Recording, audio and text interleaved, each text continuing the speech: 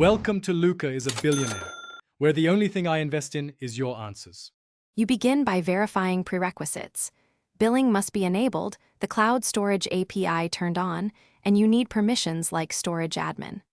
Once done, open Cloud Console or install G-Cloud SDK. Both work.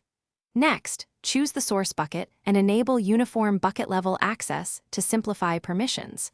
Then create a destination bucket in the desired region or multi-region for redundancy. Make sure lifecycle rules won't delete objects prematurely, because backups must persist until you verify integrity.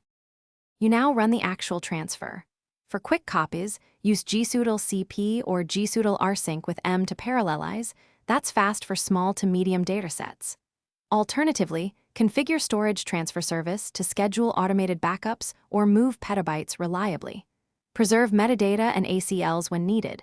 Include flags like P for gsutil or set object conditions in storage transfer service. While copying, monitor operation status and checksums to ensure integrity, because silent corruption is the last thing you want. Finish by validating. Compare object counts and checksums between source and destination, and sample files to confirm readability. Once satisfied, enable versioning and set retention policies to prevent accidental deletion. Automate recurring backups using Cloud Scheduler triggering a transfer or storage transfer service jobs. Make sure to alert on failures. If something goes wrong, check IAM permissions, transfer logs, and retry from a checkpoint. This single troubleshooting step resolves most permission or transient network issues quickly.